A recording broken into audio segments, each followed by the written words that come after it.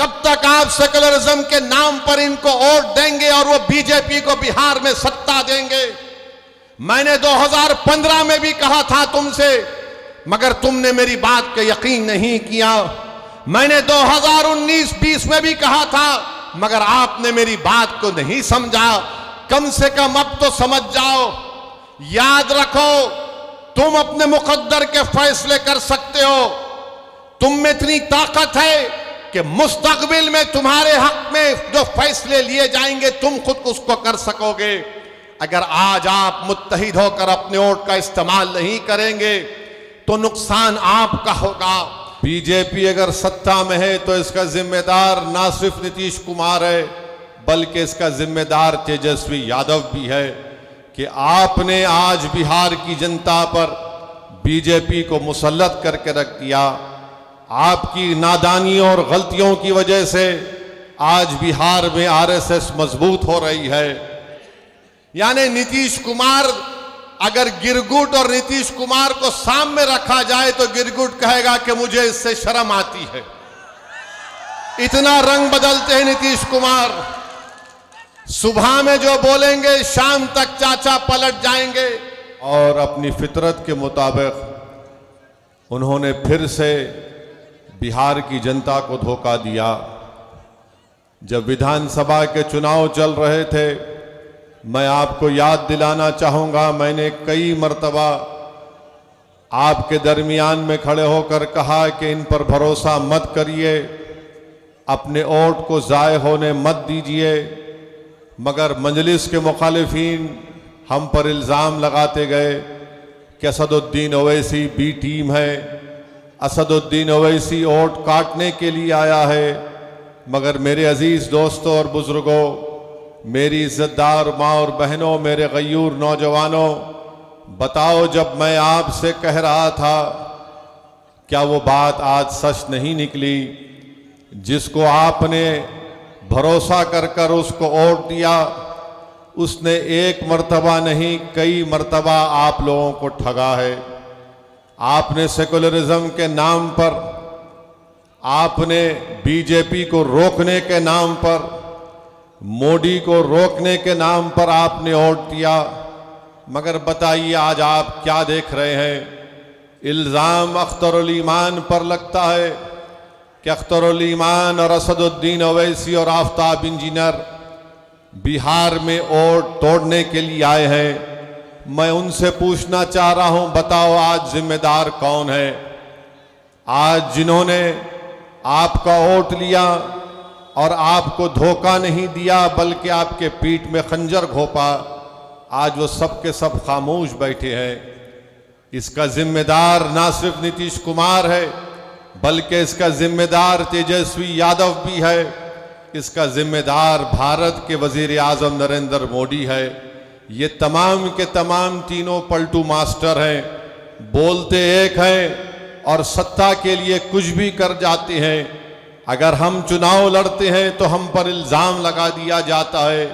मगर आज बिहार में बीजेपी अगर सत्ता में है तो इसका जिम्मेदार ना सिर्फ नीतीश कुमार है, बल्कि इसका जिम्मेदार तेजस्वी यादव भी है कि आपने आज बिहार की जनता पर बीजेपी को मुसल्लत करके रख दिया।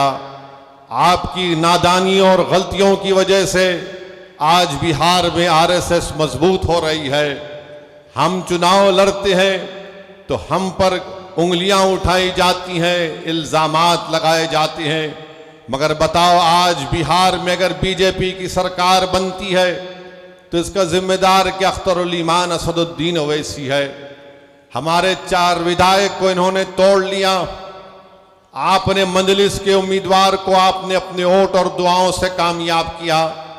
मजलिस के 4 विधायक को तोड़ा, ये बोलकर तोड़ा कि हम बीजेपी को रोकेंगे। बताओ, तुमने क्या बीजेपी को रोका? तुम सिर्फ अपनी अना की तस्कीन के लिए तुमने मजलिस के 4 विधायक को तोड़ा। तुम नफरत करते हो कि सीमांचल की सरजमीन से एक गरीब और मजलूमों की एक सियासी लीडरशिप जो भर रही थी, तो तुम ये नहीं चाहते थे कि सीमांचल की जनता से इंसाफ हो।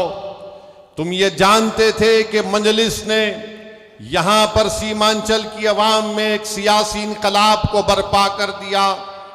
तुम ये नहीं बर्दाश्त कर सकते थे कि सीमांचल की जनता से इंसाफ होगा, उनको उनका हक मिलेगा, तो झूठ बोलकर हमारे 4 विधायक को नीतीश कुमार ने और तेजस्वी ने तोड़ा। अब बताओ वो 4 विधायक की क्या अहमियत है वहां पर? ना तो वो मुंह खोल सकते हैं, ना तो वो बगैर इजाजत के बैठ सकते हैं, ना तो वो बगैर कुछ सोचे समझे, इनके पास कुछ है ही नहीं। मगर मजलिस ने जो सीमांचल की सरजमीन पर जो एक सियासी इनकलाब को बर्पा किया, तो ये बात ना मोदी को पसंद आई, ये बात ना तेजस्वी को पसंद आई, ना ये बात नीतीश कुमार को पसंद आई। वो हरगिज नहीं चाहते कि सीमांचल से आपकी एक सियासी क़ियादत उभरे। वो हरगिज ये नहीं चाहेंगे कि बिहार में आपकी सियासी क़ियादत उभरे। बिहार में ये पैगाम दे दिया गया, बिहार में, भाई साहब रुकिए,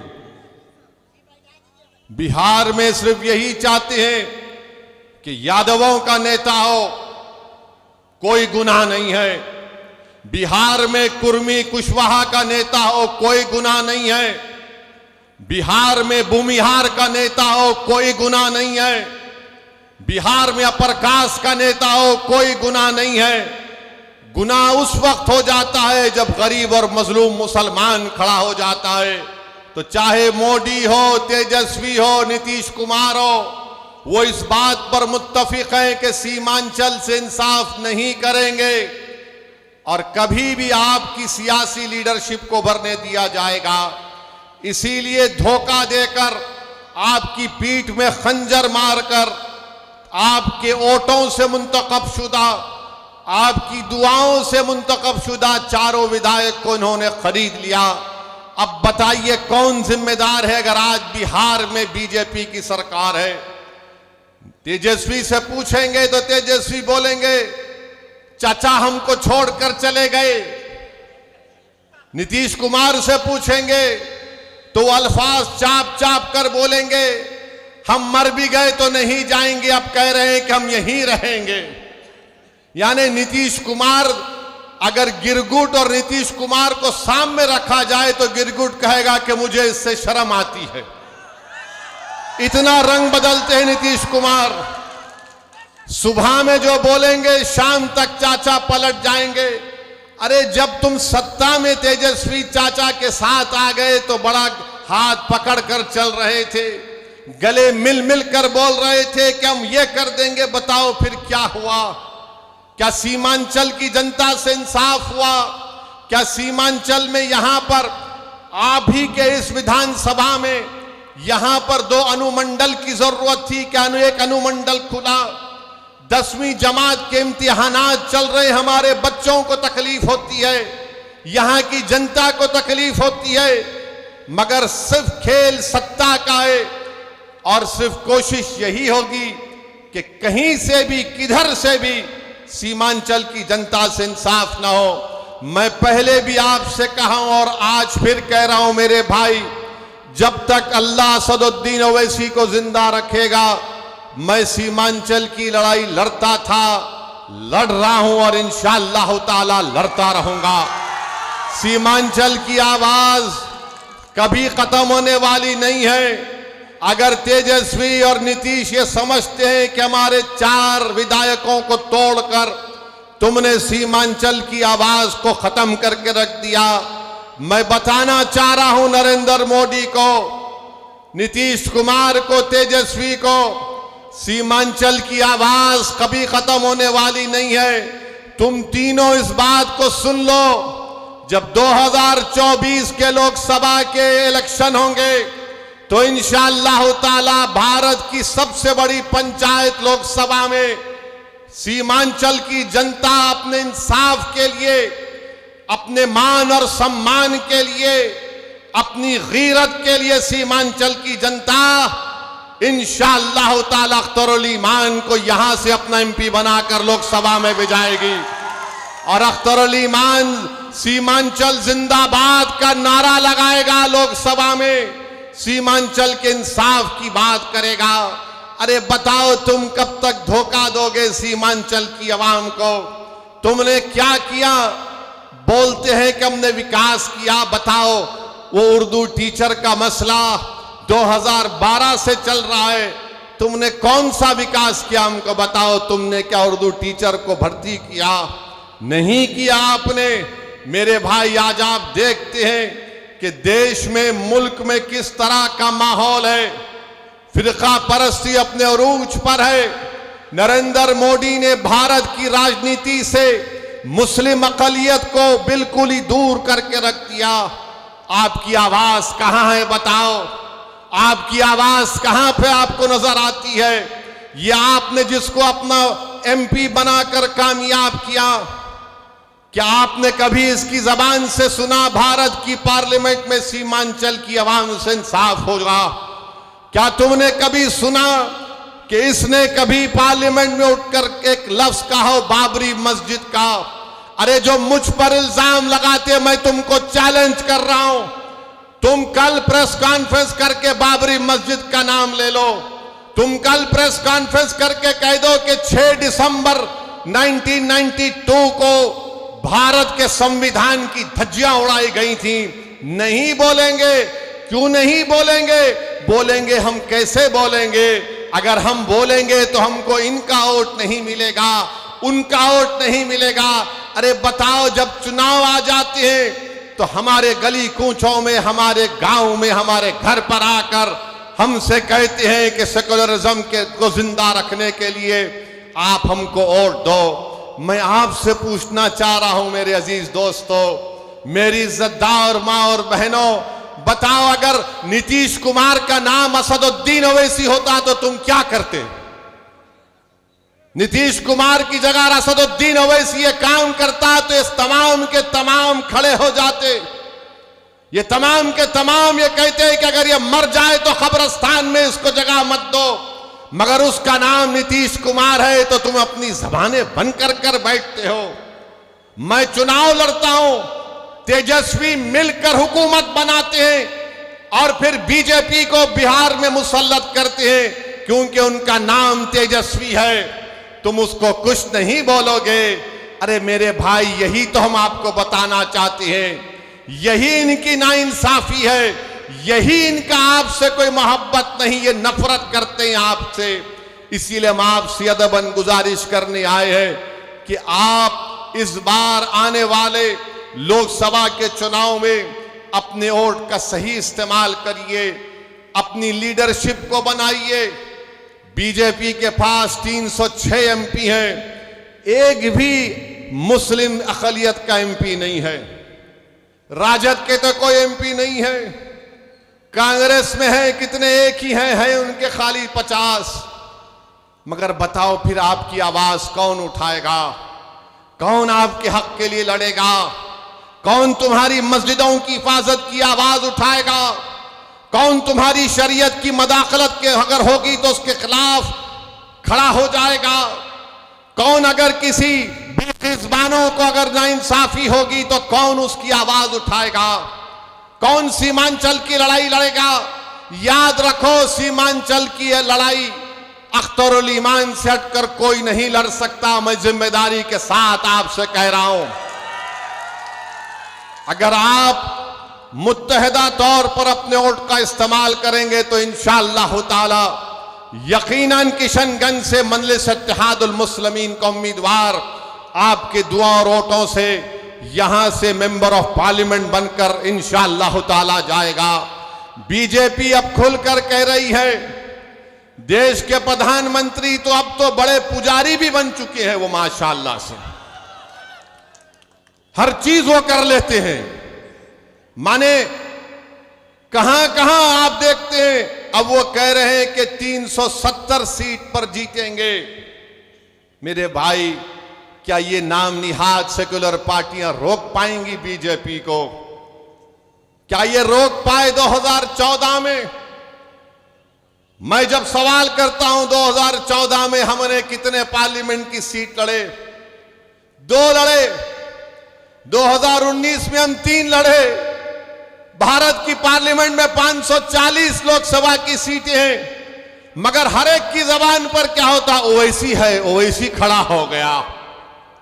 इनको मेरे इलेक्शन लड़ने से ज्यादा इस बात का इनको डर है कि ये आज खड़ा हो रहा है तो कल ये हजारों लाखों को हमारे खिलाफ खड़ा कर देगा, इसीलिए इनको डर होता है। ये नहीं चाहते कि कोई इनके सामने खड़ा हो, वो सब के सब यही चाहते हैं कि तुम सिर्फ दरी बिछाओ, तुम इनके घर में जाओ तो अपनी चप्पल और जूता उतार कर सर को झुकाकर नीचे बैठ जाओ। मैं तुमसे कह रहा हूं मेरे भाई, भारत का संविधान सबको बराबरी का हक दिया है। हम ना किसी के सामने झुकेंगे, ना किसी से भीख मांगेंगे। संविधान ने जो कहा कि बराबरी मिलनी चाहिए, इंसाफ होना चाहिए, यही लड़ाई मजलिस इत्तेहादुल मुस्लिमीन लड़ रही है। तो ना ये बात मोदी को पसंद आती है, ना ये बात तेजस्वी यादव को पसंद आती है। और नीतीश कुमार तो माशाल्लाह मैं सुनता हूं, नहीं मालूम अख्तर भाई सही बोलेंगे, अभी अब शाम के 5 बज रहे हैं तो नीतीश कुमार बोलते नहीं सुबह के 5 बज रहे हैं। नहीं मालूम, ऐसा कुछ सुनने में आया, नहीं मालूम, ऐसा कुछ सुनने में आता है। सच क्या है झूठ क्या है मुझे नहीं मालूम, मगर मेरे भाई, मेरे बुजुर्गों, मेरी इज्जतदार माँ और बहनों, देश में जो माहौल पैदा किया जा रहा है, इस माहौल को रोकना है आपको। इस माहौल को आप सिर्फ जज्बाती तकारीर और नारों से नहीं रोकेंगे। इस माहौल को अगर आपको रोकना है तो आपको अपनी लीडरशिप को मजबूत करना पड़ेगा। ये जो नफरत का माहौल पूरे देश में पैदा कर दिया गया कि अगर कोई तकरीर करता है मौलाना, कोई शेर पढ़ता है मौलाना, तो उठाकर उसको जेल में डाल दिया जाता है। मैं पूछना चाहता हूं गुजरात की सरकार से कि तुमने एक मौलाना को पकड़कर मुंबई से पकड़कर गुजरात लेकर गए, मगर वही गुजरात में कई ऐसे वीडियो हैं जहां पर ये जालिम लोग वीडियो में आकर कहते हैं कि मसदुद्दीन ओवैसी को गोली मार देंगे, इसकी जबान को काट लेंगे, इसकी सर को काट देंगे, मगर उनको कोई हाथ नहीं लगाया जाता। मगर कोई एक शेर पढ़ देता है तो उस अशार के गलत माने निकालकर मुंबई से मौलाना को लेकर चले जाते हैं।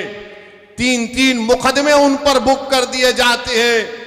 मगर हम बीजेपी के लोगों से कहना चाह रहे हैं, तुम क्या कर सकते, तुम सिर्फ जानी तो ले सकते हो ना, तुम जानी तो ले सकते हो और क्या कर सकते हो। अगर मेरे मुकद्दर में जो लिखा अल्लाह ने लिख दिया वो तो पूरा होकर रहेगा, मगर जब तक हम जिंदा रहेंगे हम बातिल को बातिल कहेंगे, हम बातिल से समझौता नहीं करेंगे, हम बातिल को खुश करने के लिए अपनी पॉलिसी को लचकदार नहीं बनाएंगे। हमारा काम यह है मेरे अजीज दोस्तों और बुजुर्गों कि हम हक को कामयाब करें, और हक की कामयाबी का राज आपका इत्तेहाद है। याद रखिए, कब तक आप सेकुलरिज्म के नाम पर ठगे जाएंगे, कब तक आप सेकुलरिज्म के नाम पर इनको वोट देंगे और वो बीजेपी को बिहार में सत्ता देंगे। मैंने 2015 में भी कहा था तुमसे, मगर तुमने मेरी बात का यकीन नहीं किया। मैंने 2019-20 में भी कहा था, मगर आपने मेरी बात को नहीं समझा। कम से कम अब तो समझ जाओ। याद रखो, तुम अपने मुकद्दर के फैसले कर सकते हो। तुम में इतनी ताकत है कि मुस्तकबिल में तुम्हारे हक में जो फैसले लिए जाएंगे तुम खुद उसको कर सकोगे।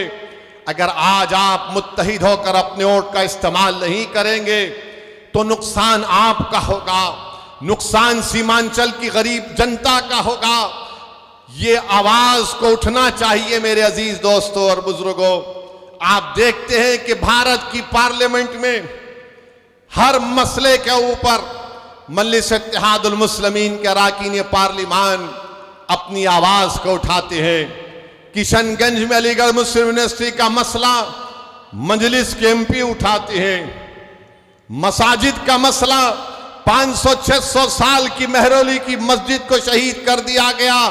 क्या आपके किशनगंज के कांग्रेस के एमपी ने मुंह खोला? नहीं बोल सके।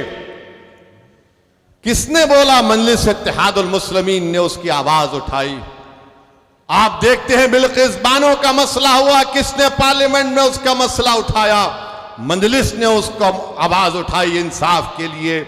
तो मेरे अजीज दोस्तों और बुजुर्गों, मेरी आपसे सिर्फ यही अपील है कि आने वाले लोकसभा के चुनाव में आप मुत्तहदा तौर पर एक अच्छा फैसला लीजिए। हम भी नहीं चाहते कि बिहार में बीजेपी और नीतीश कुमार के एमपी कामयाब हो जाएं। हम तो शुरू से कोशिश कर रहे हैं रोकने की, मगर जो लोग आपका वोट लेकर मोदी के गोद में बैठकर चाय पीती है, कभी आप इनसे भी तो पूछो कि तुमने हमारा वोट लेकर तुमने कैसे बीजेपी को सत्ता दे दी बिहार में। मेरे अजीज दोस्तों और बुजुर्गों, आप देख रहे हैं कि कैसे किस तरीके से कभी हमारी मसाजिद को निशाना बनाया जाता है, कभी शरीयत ने मदाखलत की बात की जाती है। उत्तराखंड में यूनिफॉर्म सिविल कोड का एक नाम से एक बिल ला लिया गया, वो यूनिफॉर्म तो है ही नहीं। अब नहीं मालूम नीतीश कुमार क्या करने वाले हैं। बीजेपी के साथ मिलकर बैठे हैं। यहां पर फसाद हुआ था 1 साल पहले, 100 साला मदरसे को जला दिया गया। मैं तुमसे पुकार पुकार कर कह रहा था, कहां है वो सेकुलरिज्म के दावे करने वाले, कहां है तेजस्वी यादव? जब 100 साल के मदरसे को जला दिया गया, कोई आवाज नहीं उठी।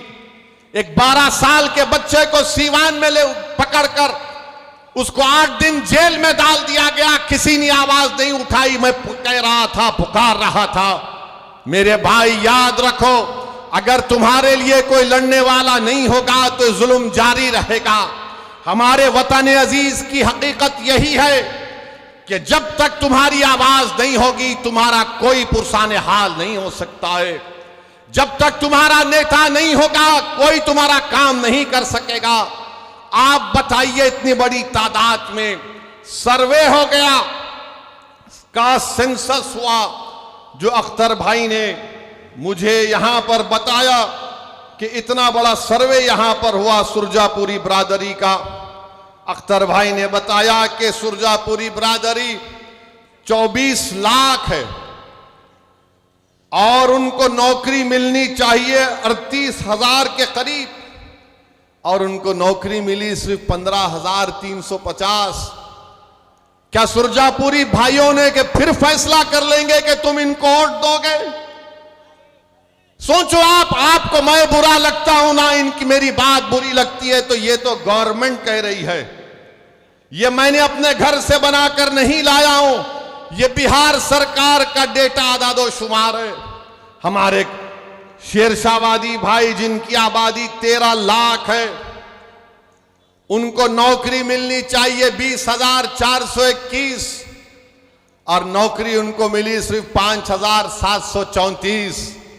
मैं हमारे गयूर शेरशाहवादी भाइयों से पूछना चाह रहा हूं, तुम किसको अपना जिम्मेदार खड़ा करते हो?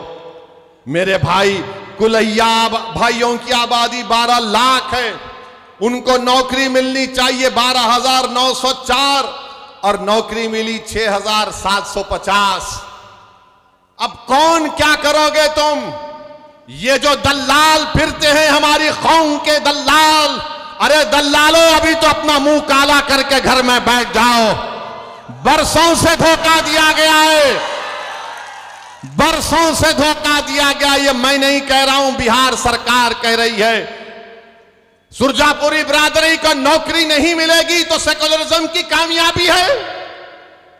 शेरशाहवादी को नौकरी नहीं मिलेगी तो क्या मोदी को रोका जा रहा है? कुलैया बिरादरी को हिस्सा नहीं मिल रहा है मगर तेजस्वी मुख्यमंत्री बनेगा? अरे शर्म करो, अपने बाप का नाम मिट्या मिलीत मत करो। अगर अभी भी तुम्हारे दिलों में जो धोखा देकर चले गए, अगर तुम्हारे दिलों में गीरत बरकरार है तो सोचो कि किससे धोखा हो रहा है।